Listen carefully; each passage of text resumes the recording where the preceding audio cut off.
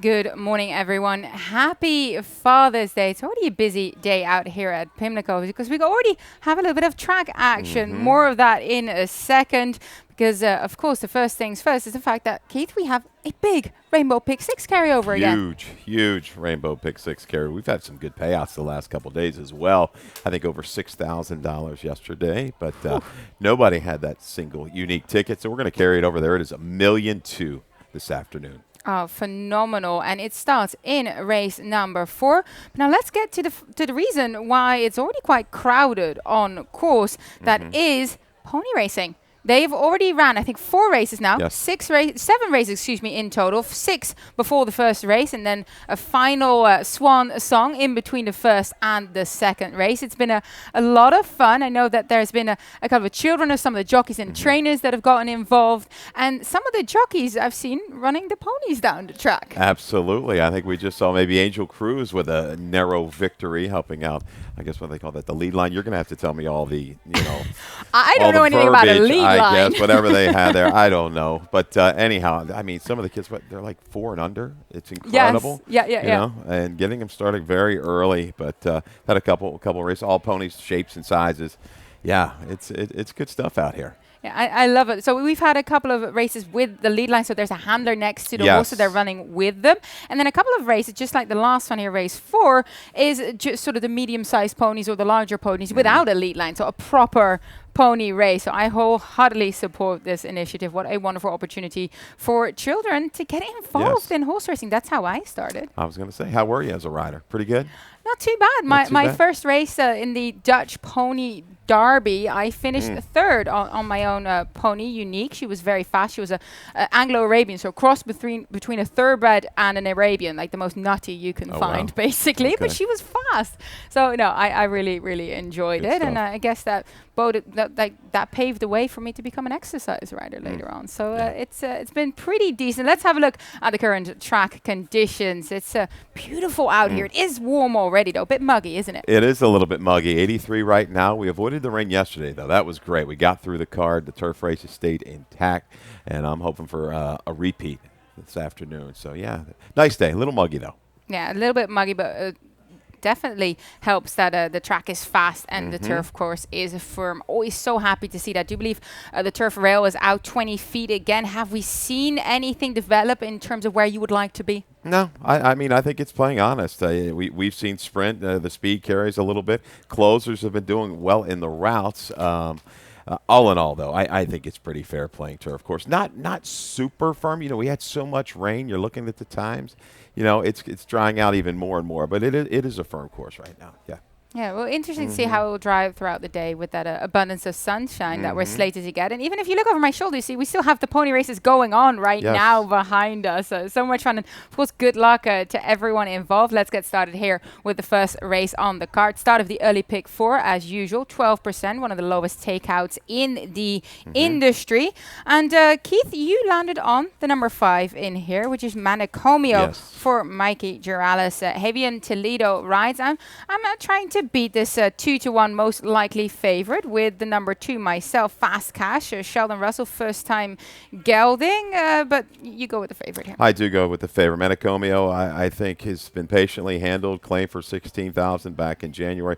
Immediate drop. Worried about that. Got it done easily. And then a protect move up to 16. Little break. They've been patiently handled with this horse. There's not a lot of speed in the race. I think New York 1 might be that little price play to use. Get aggressive on the front end. I look down the second dam. Carry the speed long on the turf and the dirt. But I think Manicomio can set up shop just off of New York 1.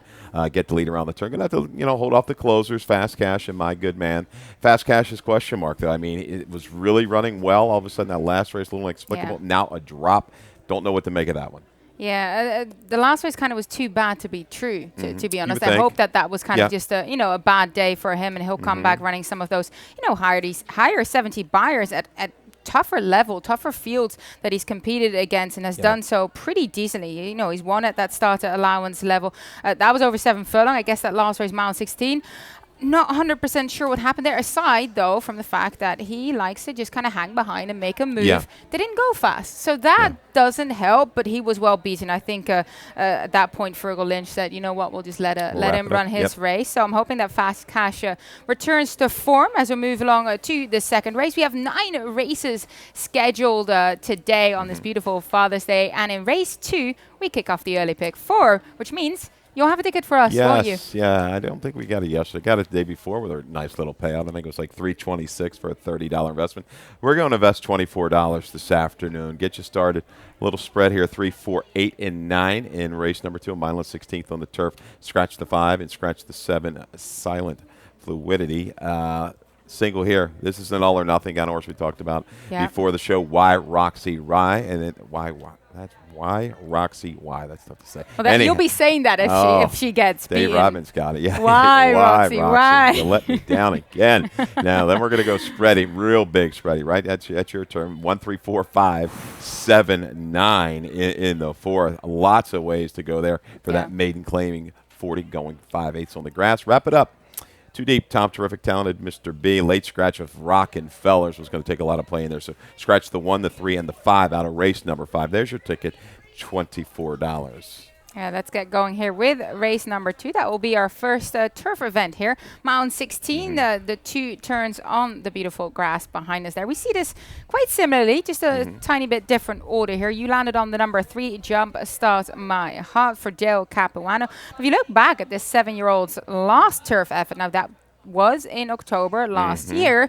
That was a tenacious close in that Maryland Million Turf Starter Handicap. Now, so she has been on a break, but we know that Del Capuano, makes sure that they all arrive fit at their races. I mean, she's got a steady line of works coming up to this. You see a good workout over around the dogs on May 11th at Laurel. This might be a little bit of a reach. I was hoping a little bit more flow was going to be in this race, but she's got consistent enough numbers. She's run okay off the break, and I think instinctive, this 2 horse first off the claim, is going to bring a little bit of speed to the table, and Lake Parima is going to have to make a run into that. Lake Parima might be a little bit vulnerable at a mile of 16. Looks like a mile's her best distance, but I think the road's going to go through her turning for home. So a little bit of a reach, maybe with Jump Start My Heart, a little bit more value here as well. Yeah, Lake Parima will definitely take a little bit more money than Jump Start My Heart, but I like the fact that she has that tactical ability. And you're right, she's been mainly running over the mile. She has to do better over the mile in comparison to the mile in 16, but I feel like she's finding a touch softer field perhaps than she saw at Tampa Bay in terms of the claiming level anyway. So I'm hoping that she can get it done here. And of course, she did have a run already on the 4th of June, and before that, they kind of kept her going throughout the winter, which I like because there's some horses in here that haven't got that race fitness on their side. I'm thinking Lake Parima, that would help her out a little bit here as we get going with race number 3, 6 furlong sprinting distance here. Let's have a look at that video for Why Roxy Why, because she made her debut a winning one, but it wasn't without trouble, and trouble there. She just kind of hopped up and then got knocked sideways. But it didn't stop there. I watched the whole race back. She was quite rank. She really was giving Angel Cruz a hard time. You start seeing it here. She wants to go out, and she doesn't stop. And you can see Angel Cruz is very, very strongly trying to correct her and keep her steady and straight on the course. Yeah, very headstrong there. After that break, she got jostled pretty good coming out of the gate, but finally got her to relax. And here in a position with a first-time starter, now caught in between horses. Naomi, this is not easy for a first, much less a veteran horse. I mean, to carry it between horses, that battle for a while. This one was able to do it, and turning for home, she just separates herself from the field. She's going to widen by 8 lengths under a drive to about the 16th pole. But there was a claim in that day. It was a voided claim, and you come back, this horse has been scratched maybe once, almost maybe twice since. So it's a real kind of a guessing game. Jock stays on. That's good for me. I think she can go to the front or just off of it against this group. Yeah, I know she's going to take a fair bit of money. I think she's a tiny bit vulnerable. So I'm trying to beat her with the number 4, Claris Darling, whose best race came over the 6 furlong distance 3 starts back right here at Pimlico. And she did her best running when kind of sitting on a quarter before making that move. Now, I know that there's speed on her inside, but I don't see why Xavier Perez can't put her in that similar kind of spot. Agreed. And she was against the bias on the 30th of May, and she came back to to outdo Make It a Double. Heavy favorite that day was Make It a Double for the place money. So I think she's just going to be fine in here. Those three, they look like the fastest horses. If they just don't really kill themselves up front, they should stay the trip against this group. Yeah, I agree with you there. Race number 4 is the start of that Rainbow Pick 6, 1.2 million. You want to get involved there. I mean, it might just pay. It might just change your life. You might just hit it. You have to be in it to win it, though. Yeah. And I created a ticket here. Let me see how I played. I do know I found a single, which is wonderful, which is in race number 7. Wicked Halt there for Graham Motion. In race number 4, I go 3 deep using the 1, the 4, and the 5. I'm going with the number 1, Chrome Plated Heart, the first time start, a 3-year-old filly for Justin Nixon on top. Justin Nixon is pretty decent with his first. Is 18% winners, 4 from 22. So always good to see a barn capable of hitting first time out. 5 furlong sprinting distance on the turf. I think that is doable for a first-time starter. And I like the fact that she's by Cantheros, who's a bit precocious in terms of his 2-year-old firsts as well. Race number 5, I use the 7 and the 8. The 8 being my top pick in that spot. The talented Dr. B, Sheldon Russell, Hugh McMahon. Race number 6, I go 3 deep, 2, 4, 7. I use the 2 as a bit of a price space there. 15 to 1, Gal of My Dreams. Girolamo, 14% with turf routers, which is pretty decent. And her half-brother, Mine to Hold, has had a few long turf tries. Average results. But I'm trying to find a bit of an angle in that spot. Then here's my single, race number 7. Wicked Hot. Yes, there are horses in there that have run figures that could start crawling up to what she's run. But this is her second start for Graham Motion. Last start was an absolute, knockout punch that she landed in that feed. 12 lengths. And on her debut, she nearly bested Sonetta. Now, we know that Hope Has a Name came out of that. I think Blushing came out of that same race to win as well. That has been a terrific form race. And the only reason Wicked Hawk didn't win, I think, is because she tried to close into a below par pace. So I'm singling her in this spot. She's going to take a fair bit of money, but I like her in there. And then in race 8, I spread using the 2, the 3, the 4, and the 5. And race 9, I kind of spread a little bit again using the 1, the 3, and the 4. $43.20. I think that's a worthy investment here. Starting in race number 4, Rainbow Pick 6, 1.2 million. It's continued to grow. Is today gonna be the day? Do you think someone might get it today, Keith? I think somebody, certainly if Wicked Hot gets beat, I think that we could have a live ticket, 1 or 2 maybe alive. That's going to be the key to a lot of people's success in the Pick 6 this afternoon. I have an odd stat for Motion. I'll share it later concerning that horse. It got me a little good bit, or bad? It was a negative stat. No. I was a little concerned when I saw that. But, but she was awfully good last time out. And you got my price play there. Gal of My Dreams, you have that one on top? Yeah, I do. You did too? Oh, that's I know I shouldn't send my picks out early. Excuse me. I had her look back at the tip sheet from, 2 days ago, 3 days ago? Okay. It'll probably show on there, too. It should anyway. Just giving you grief. Let's go. Let's go race number 4 here. Right. Fillies Maiden 40 claiming a 5 furlong sprinting distance. And said this before, I go with the number 1, Chrome Plated Heart. First time starter for the Nixon Stable. Nixon Stable, 18% winners with their first time starters. Her dam, Krista's Court, she was a stakes level turf sprinter. Cantheros turf sprint, 15% winners. Strong 2-year-old first in numbers. Hasn't translated yet to the 3-year-olds, but I still like that precocity that he seems to give to his progeny. So I'm going with her. I know an inside draw is not always where you want to be with a firster, but we're sprinting here. We're on the turf. She either jumps from the gate or she won't, and we'll see what happens after. It might be another day, right? Exactly. The 2 really good workouts leading into this. You talk about Justin Nixon been deadly with the first-time starters over the last few years. Marquez, who was also named on, where was it? Winter Third, the 7 on the overnight, ends up on the 1. Maybe a little bit of a tell there when you're looking at the jockeys. Marquez doing quite well, but I like Cantheros as a stallion. This horse would have been my 5th selection. It will be used in the exacta boxes that I play. I'm going to key around the 3 and the 5 in there. I just go again, like Mosby's Ranger yesterday, proven speed on this turf course, sprinting. That's what you're going to get. Big field on Black Eyed Susan. They just broke okay. Let's have a look at that video. Let's look at that. Discreet, Dominic, who knows what, Miranda's Desmond, they're all in there. They're all in there. And we'll highlight, I guess, first Miranda's Desmond, who got in a lot of trouble just pinched back the 8-horse that particular afternoon. And there towards the outside in that bluer cap and looked like the blue and yellow gold checks was Discreet Dominique. Had to kind of rush up into it. Was a little green through the stretch, but I tell you, it brought a lot of speed to the table in that big field and just faded ever so slightly. So turning for home, here we go. You've got Discreet Dominique battling for the lead with your eventual winner. Drifts out a little bit coming to mid-stretch. Who knows what? Also making a wide move after some early trouble. And on the outside of that one, it's going to come into your picture very late here. How about Miranda's Desmond? Sorry about that. Miranda's Desmond just rolling. And one thing we didn't see in that video, a little bit of time constraint. Miranda's Desmond not only got away a little slow, a little trouble out of the gate, had to steady ever so slightly into the turn. So lost some momentum. Second time out here, you've got Sheldon Russell. And that horse took a lot of play, drawing Giroux the first time out, right? Drawing a name rider. Certainly going to draw plenty of attention today. That was a big recovery from the 5. Yeah, I liked her, so I respect her massively. Yeah. She is in my exactive for that reason, aside from using the first. And then I like Who Knows What as well. Indeed, as you mentioned, that wide move, I thought that was a very good, tenacious closing effort.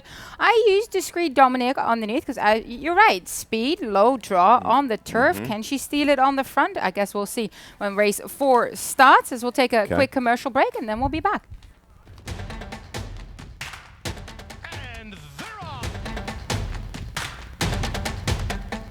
Second in the 2-path. Ground off her inside. Race.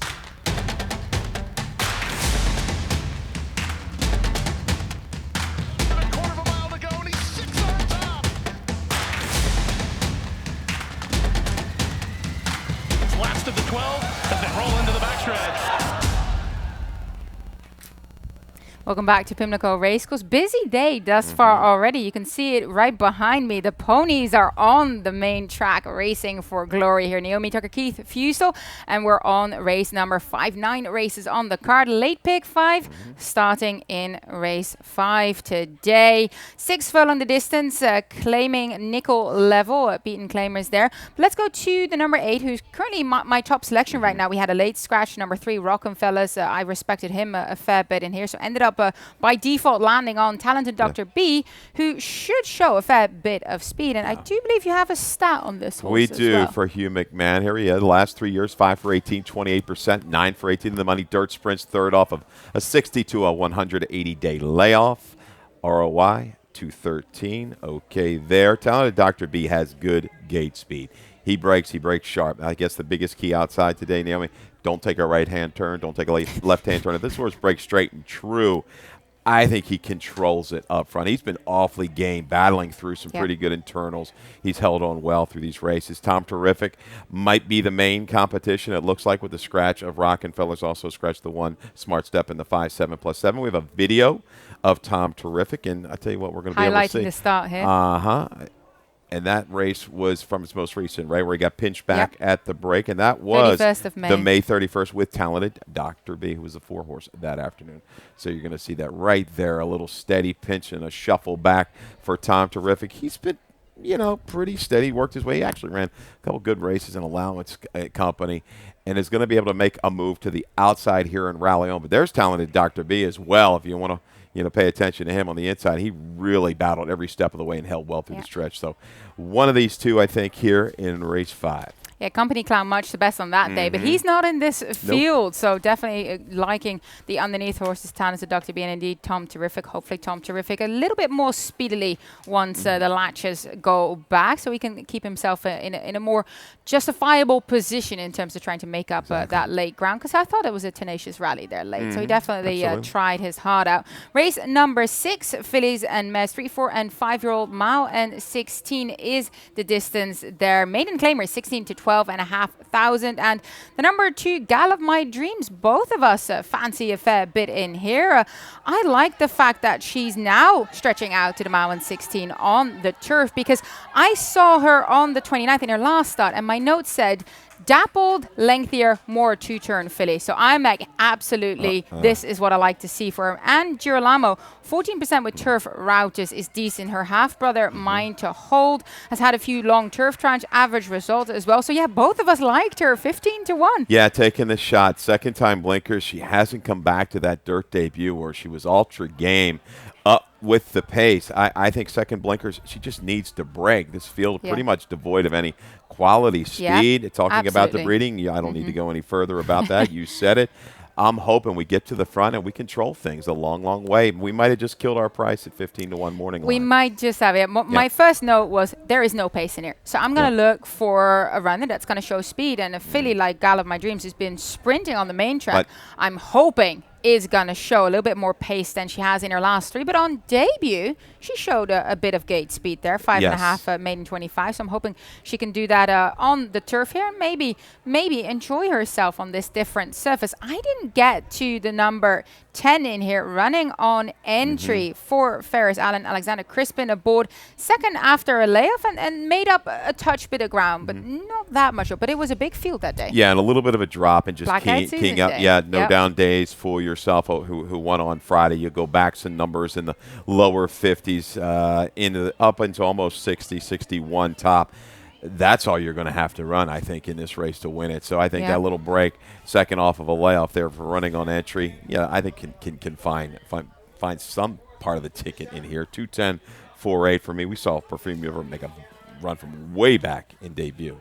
Yeah, I like Perfume River in here. I think if he just gets himself in a more navigatable position, that close is good enough to snatch them on the wires here in race number 6. As we'll go on to race number 7, restricted allowance here for the Maryland breds. 6 furlong sprinting distance, and both you and I landed on the number 4, Wicked Hot. She is my best bet of the day. I gave her out for the Rainbow Pick 6. I think she has more improvement left in her, and that, in my opinion, makes her the most talented filly in this field. Yeah, I mean, we have video, right?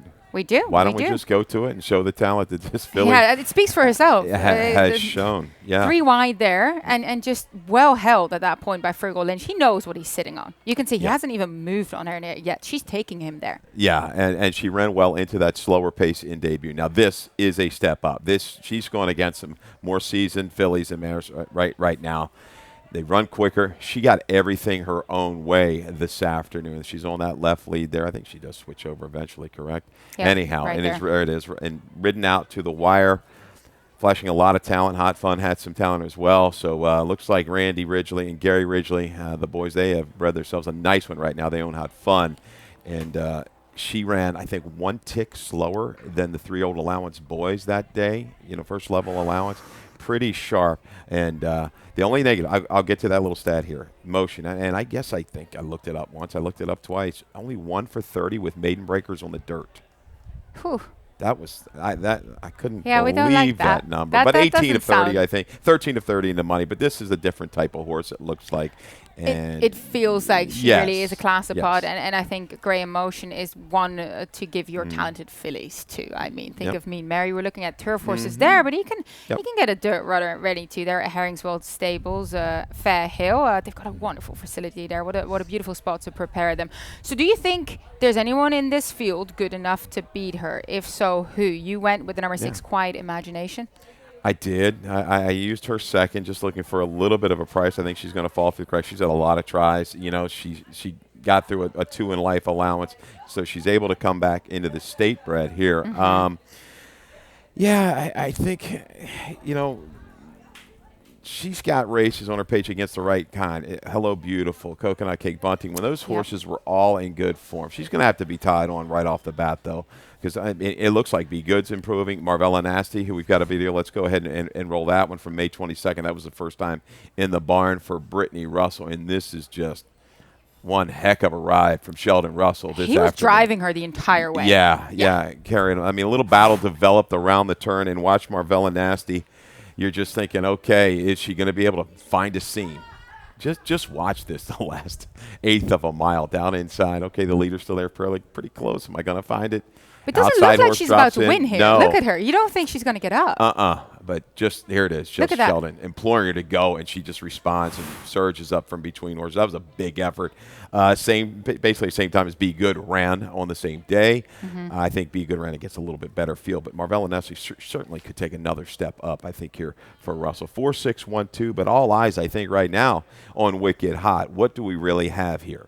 Really looking forward to seeing if she's as good as we hope and think she is, and if she's going to continue to improve. I used Be Good underneath. I thought she ran a decent second to Malibu Beauty, who's quite a nice filly at that restricted allowance level as well. She's just kind of continued to progress here for Rodney Jenkins. I like JD Acosta aboard here. He might just place her a little bit closer than she has been, just kind of within reach position-wise. I used the number 5 as well, Princess Kokachin, if I say that correctly. Jerry Robb, Xavier Perez. She's gonna try and fire and make the number 4 Wicked Halt's life maybe a little bit difficult. But I don't think Wicked Halt is gonna have to go to the front at all. She's very comfortable sitting, and you saw Fergal taking her 3 wide, and she just kind of cruises. She doesn't mind. So I think she creates her own trip. I think she's just fine if a couple horses want to go, really head and head, battle it out through a 22 and change, 23 flat opening quarter. Wicked Hot looks to me like you can kind of place her where you want. I agree with you there. So we get going with race number 8, 6 furlong sprinting as well on the dirt.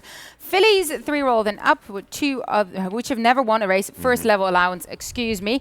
The number 4 is my top selection in here. Mischief's Model. But you know what? Looking at this field, I find it tough to separate these. I think this is a very, very competitive race coming up in race 8. You use the number 3, Bluefield on top for Justin Nixon. Of course, a barn with very, very good stats. And she seems to be working very well as well. I looked at that work tap and I thought, okay, she's gearing up for something. Last seen 24th of February on the turf. Has been running well on the turf, but interesting move to bring her back to the main track. Her first few races were very good. She was ready to go right off the bat. One debut, 16,000, got away with that, and then was protected from there. Yeah, I think got the useful return in the turf, had a little trouble, and really closed in. Beantown Baby came back to win again. She's a really good turf sprinter. But Bluefield, a 3-time winner on the dirt. You look at this race and break it down. I think it's going to be hard-pressed to keep her from Orner just off the lead as well. So she's got the best, I think, established dirt form for me. I'm going to take Bluefield in here.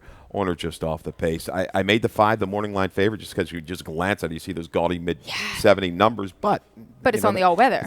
Synthetic, an okay try back at 2 in 2019, ran a decent number, but I don't know what she's going to bring to the table here. I know Bluefield is proven here on the main track, and that's my top pick. Yeah, no, I did use the number 5, Dayenu underneath because looking back at the fact that she was debuted at Saratoga at the Spa, was some of the most competitive maiden special weights are there in the summer, and this filly held her own, closed into a soft middle section of the race as well for a decent third. So I thought, okay, that was a pretty decent dirt try. Yes, she's done very well on the synthetic, but if she comes and improves from that dirt try number, now being older, now getting back on the main track, she might be in play here as well. And indeed, she's going to take a fair bit of money just looking at those top buyers. But I like the number 4 Mischief's Model for Claudio Gonzalez. JD Acosta, I know that race that she won last time out, that did come off the turf, but I thought it was just a very professional performance from her there. I do think perhaps if you look at some of the buyer numbers, she'll have to do a tick better. But this is a 3-year-old filly. I think her improving touch is not beyond her scope. Right. I ran into Troy Singh, who kind of works with Claudio there with the horses when I was coming in this afternoon. He says, expect another good race out of her. We kind of looks like we figured her out a little bit. So, yeah, she just dogged the leader last time and went on with. There's a little bit better group, though. This is a better field. Eloquent Lady, I don't think you can leave out. Sergio Perdanis at a price will fall through the cracks at a price. That last race was pretty good. I mean, against established runners. Phantom Shot was a big price winner that day, but Dilly Dilly Philly was a heavy favorite. Annika Gold, those kind of horses, they're all right. I mean, crafty old vets. So Eloquent Lady is definitely on the improvement here, and I think she could sneak into the exacta. I think that race 8 is very intriguing for me coming up, seeing how that's going to place out, who's going to be where, and who's shown their hand, and who's still got some improvement left and can go up on the scale here. Race number 9, final race on this Father's Day. 5 furlong turf the distance for fillies and mares, claiming 16 to 12,500.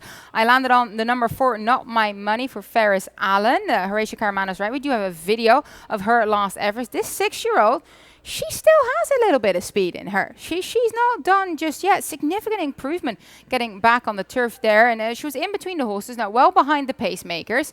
But she's coming with a run here. How many times have we seen this horse? Took 25 times, right, to break her maiden. Okay, gets it done at Penn. And I used her this day. And there's another jumping of the tracks past the 3/16 pole.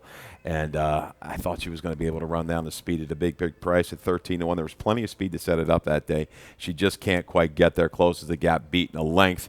Moving upwards, finally figuring it out, it looks like, at the age of 6. There is some speed in here to target. Fast Lonnie's going to bring speed to the table. Ken's Lady, who's going to be my top selection. I actually love the burst of speed she showed last time. That was her turf debut, off a little tight. Boom, rushed up into a quick pace. Just a little bit of a fade. I think she's going to be tough if she comes away cleanly. That's the 6, Ken's Lady, and should hold an okay price. But don't leave out Charles L. Frock, Fast Lonnie. No, don't leave her out. I include her underneath because I think she can show a bit of speed and possibly do something here on her second turf try. That will conclude our handicapping segment. Hopefully we've given you some winners to get your Father's Day going in the right direction here. And we'll move on to lightning round.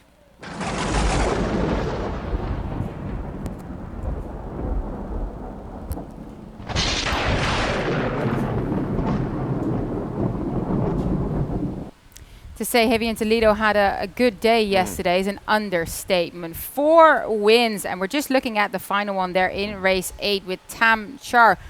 Big prize winner there for the Frogs. Just didn't have the best of breaks either, and just drug Toledo up to contention, made the 3 wide bid around the turn. It was over. All you heard was a group of frocks screaming out on the apron. They got all the money, it looks like. Our preliminary buyer, 74, very solid there. As you said, a $19.40 payout Toledo. His other winners, Bandon Tour, Golden Can, and who was the other? Grateful Bread. Grateful Bread, there you go. I liked on the turf there for Madison Myers, long layoff. And he did that well. He was quite enthusiastic about that gelding. Actually said that's a good horse. So looking forward to seeing Grateful Bread more around this circuit. And Father's Day, I've been touting it all day long. Come and celebrate with us here. I'm not sure any father would mind having a few quid on the ponies on their day. Absolutely. I remember my days. My dad is no longer with us, but we had a lot of fun times here at Old Hilltop, right out there at that bar, right in behind us and back in the second level of the grandstand. I know where it's at. Yeah, many a day. So I might have to take that, I remember some of the days. I don't think I was old enough to have my license, but I had to drive him and my Uncle Jerry and the rest of the guys back. But sorry, we made our way home. Don't tell anyone. We won't share. We'll keep this between us. That was a long time ago. But wish Dad was still with us. We had a lot of fun times at the racetrack. Closing day at Santa Anita Park, meaning that all their pools are going to be paid out, mandatory paid out. Do you know that in the Pick 6 pools are already $188,000? So that's all going to get paid out today. So it's worth having a look at their card and maybe playing a Pick 5, a Pick 6, or whatever you fancy, because it all is going to go. All got to go, and you got a full day of action. You start here, you head over to Santa Anita a little bit later. Why not? Why not? Exactly. As we're finishing things off with a trip note. We're trying to give you guys a horse to note down in your little black book of horses to bet next time out. HRH Jelly Bean finished well, but had a bit of a moment, didn't he? Yeah, going into the turn, and we've seen this horse, some of these horses with the turf course, jumping some tracks and such, but HRH Jelly Bean did recover. He had to steady a couple times, and Golden Can, the eventual winner, was the speed down towards the inside. But you just saw him do it there. Yeah, this is a horse to tap for next time. May run back the same level, maybe even a little bit of a drop. You never know to 16. That was a 2 in life, right? If I'm not mistaken, 2 in life for like 25. This was an optional claiming starter here, the 5 furlong. Yeah, okay, yeah. So with all of that trouble, the way he finished up, he was very game to the wire. That's good enough. I think that's a horse you've got to use next time out. Agreed, because it didn't get the easiest trip. Wasn't helping himself, to be quite honest, but still finished a game second behind Golden Can, who I liked in that spot as well. So I was kind of happy that he made it happen. But HRH Jellybean certainly on the turn back next time out. I'd be on board with him. And that will do it for us today. Keith, you're going to be upstairs. Yes. I'll be back later on with Callie. And of course, next up will be Dave Rodman, the voice of Maryland Racing, with all the scratches and changes for today. You got it, everybody. Good luck. I saw my man Sal Sinatra down below. His last day, right? It is his last day. Do go up to Sal, wish him the best of luck. He's taking over the reins at Equibase as the president, but he will be sorely missed here. Yeah, I can't escape Sal. He's going to Equibase. So yeah, so it'll be good dealing with him. He's been great here, and I'm sure he's going to be great down there in Lexington. Absolutely. Good luck, Sal. You got it.